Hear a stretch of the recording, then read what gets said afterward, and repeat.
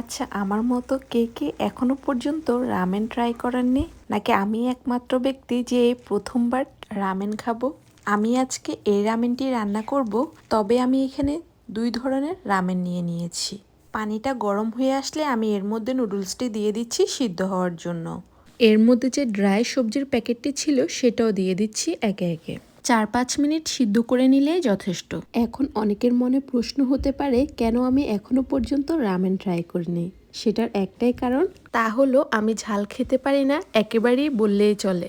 তবে আজকে সাহস করে বানিয়ে নিচ্ছি, দেখা যাক খেতে পারি কিনা সম্পূর্ণটা। তবে সসের কালার দেখে আমি আর সাহস করতে পারিনি সম্পূর্ণ সসটি ব্যবহার করতে, তাই আমি অল্প একটু ব্যবহার করেছি। তারপর এটাকে মিশিয়ে নিচ্ছি।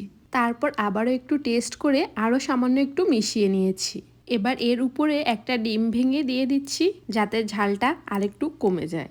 আর এখানে কিছু বিফ সসেজ আমি আগে থেকে এয়ার ফ্রায়ারে ফ্রাই করে নিয়েছি। তারপর এগুলিকে ছোট ছোট করে কেটে একপাশে দিয়ে দিচ্ছি। তারপর এগুলিকে ভালোভাবে মিশিয়ে নিয়ে কিছুক্ষণ রান্না করে নিচ্ছি। যখনই পানিটা অনেকটাই শুকিয়ে যাবে আর ডিমটাও ভালোভাবে সিদ্ধ হয়ে যাবে, তখনই চুলাটা বন্ধ করে দিয়ে আমি উপর দিয়ে ছড়িয়ে দিচ্ছি কিছু পরিমাণ পেঁয়াজ বেরেস্তা আর একটু সাদা তিল। তারপর এগুলিকে একটু মিশিয়ে নিচ্ছি।